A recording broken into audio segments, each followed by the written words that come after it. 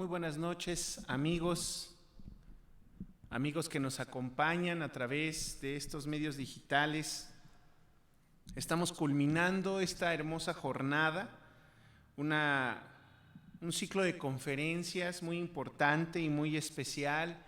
En este año 2022 celebramos 505 años de esta conmemoración del aniversario de la Reforma Protestante del siglo XVI. Y precisamente un 31 de octubre como hoy, pero de 1517, nos cuenta la historia que Martín Lutero colocaba 95 tesis allá en Alemania, y con esto marcaba muchos aspectos muy importantes, no solo de la vida religiosa, sino de muchas cosas que en ese tiempo existían. Este año, este ciclo de conferencias lo titulamos El Metodismo y la Reforma Protestante, Ley y Gracia, y precisamente este año el énfasis que quisimos hacer a estos elementos de la Reforma Protestante es con toda la intención de que puedan nutrir nuestro metodismo, este metodismo mexicano, y que así como hay una relación entre estas dos doctrinas y tiene cierta pertinencia para nuestro tiempo, podamos enfocarnos en estos agentes de revolución y de cambio. Como lo comentaba, queridos amigos, es lunes 31 de octubre, son las 7 de la noche, y saludamos a cada uno de ustedes que nos acompañan con tanta alegría, con tanta emoción, con tanta expectativa. Un día largo, un día de muchas jornadas de diálogo, de charla, de reflexión, pero precisamente estamos llegando al final, estamos llegando a la culminación de este tiempo, y hoy quiero platicar con ustedes precisamente, queridos amigos, en esta última sección, ¿por qué Martín Lutero es importante para los metodistas? Cada uno de estos aspectos que estaré platicando con ustedes serán vitales, y estaré hablando de estas dos personalidades, la personalidad de Martín Lutero y la personalidad de John Wesley. Cada uno de ellos tuvo su fe, un encuentro muy particular con Dios, y cada uno de ellos tuvo una sacudida poderosa, ambos incluso en un evento de la naturaleza como una tormenta. Durante una noche oscura, ambos se encontraron con la seguridad de que la gracia de Dios a través de su palabra, y curiosamente ambos, desde estas perspectivas que encontramos en la carta a los Romanos, pudieron saber en su corazón que Dios les ama, que Dios les perdona y que Dios les acepta. Estas son dos similitudes en las historias de vida de John Wesley, el fundador del metodismo, y Martín Lutero, posiblemente la figura más predominante de este movimiento llamado Reforma Protestante. Sin Lutero es muy posible que ningún movimiento wesleyano hubiera surgido 2 siglos después.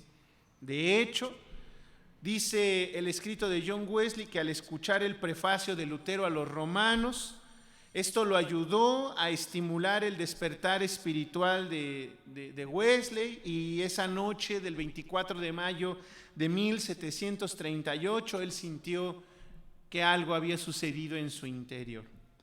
Alrededor de las 9 menos cuarto, mientras el líder describía el cambio que Dios obra en el corazón por medio de la fe en Cristo, dice el reverendo Juan Wesley: sentí que mi corazón se calentaba extrañamente.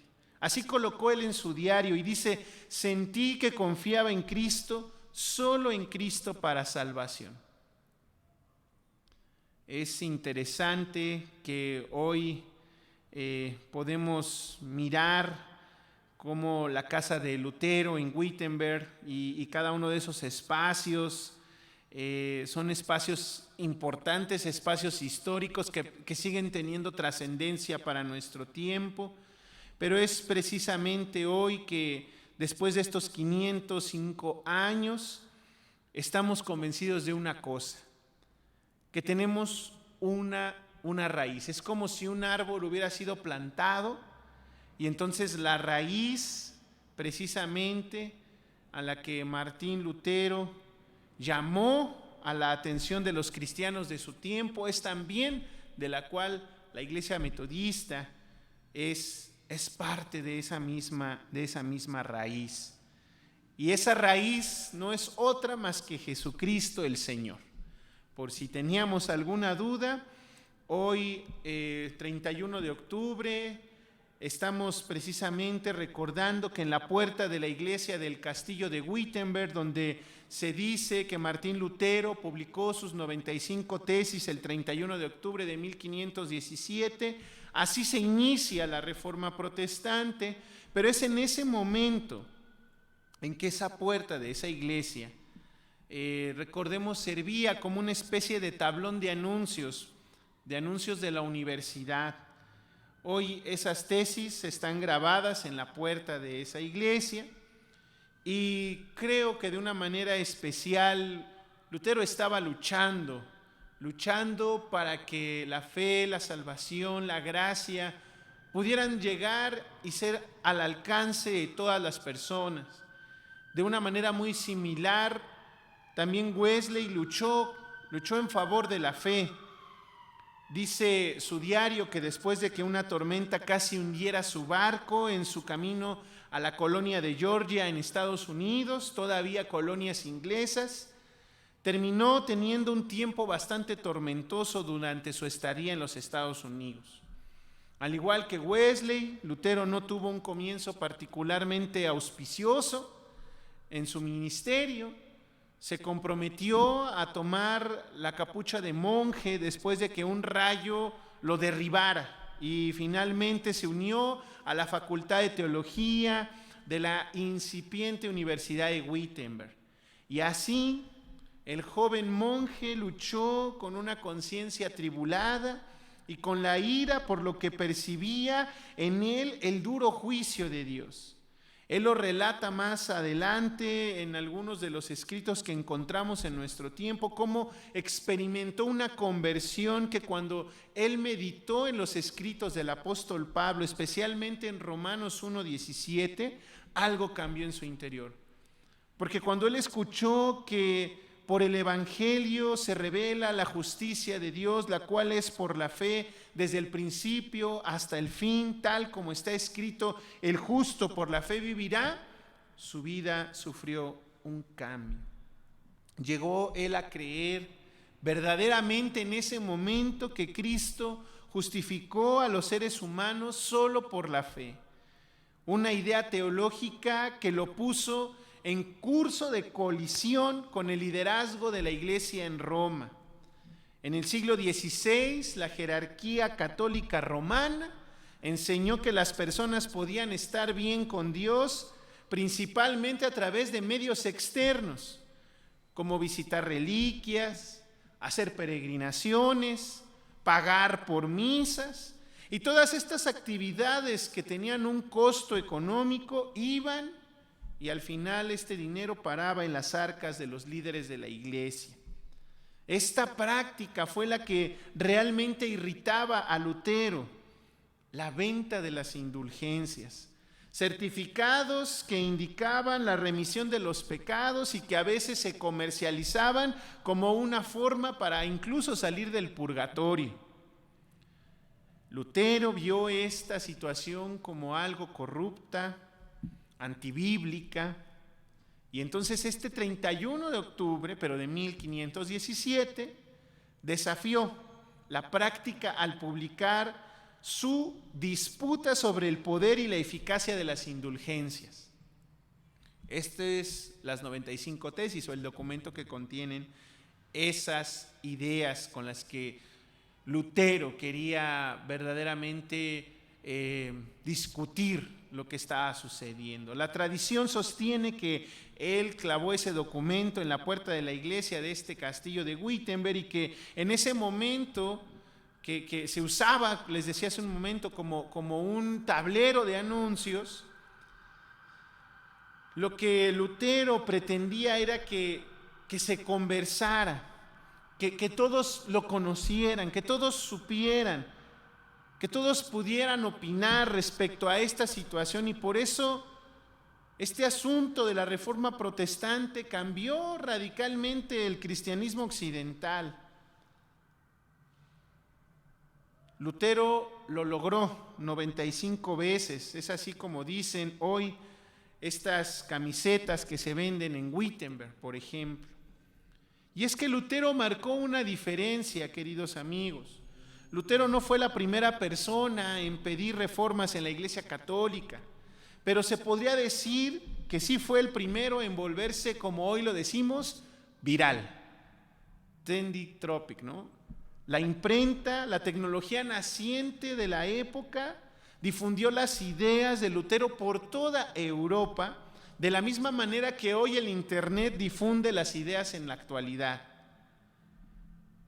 Lutero logró sobrevivir gracias a su poderoso aliado, el príncipe Federico de Sajonia, incluso después de que se negó a renunciar a lo que la Iglesia declaró como herejía. Lutero pasó a traducir la Biblia del original griego y hebreo al alemán, el idioma de la gente en su comunidad. Introdujo otra ideología teológica que todavía sigue influyendo en medio de los metodistas, y en particular en medio de los metodistas que radicamos en México. Y es que Lutero desafió la enseñanza de la Iglesia de que tomar votos sacerdotales era el llamado más alto de Dios. Por ejemplo, él en cambio enseñó que cada persona, carnicero, panadero o ama de casa, también es llamado por Dios. Y en esto creemos.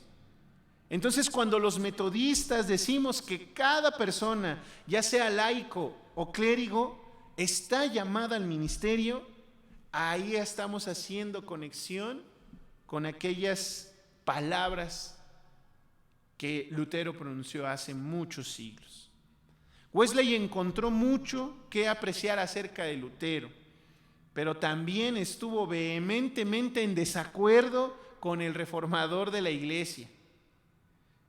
En uno de sus escritos, John Wesley comparte algo así como lo siguiente. Él mencionaba, palabras más, palabras menos, que sin duda Lutero había sido una persona muy favorecida por Dios, que había sido un instrumento en las manos de Dios.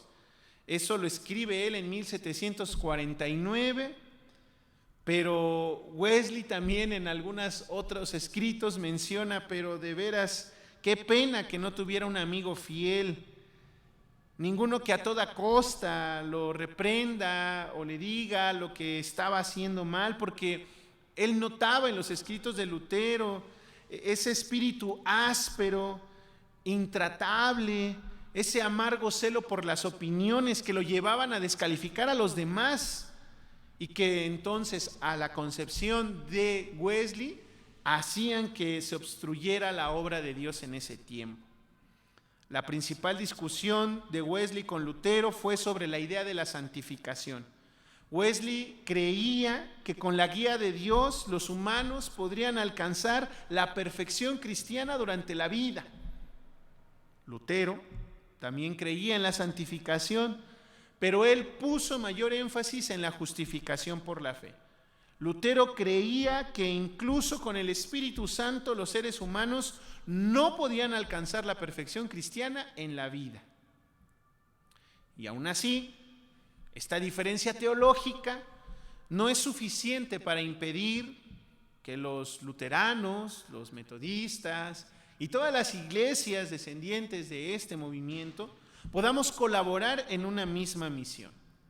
Los metodistas alemanes, por ejemplo, hoy en día, ¿no? Hablando de este tiempo, pues se conoce allá la Iglesia Metodista Unida, donde participan con los luteranos y con los discípulos y con varias iglesias en una misma comunión, en una misma iglesia.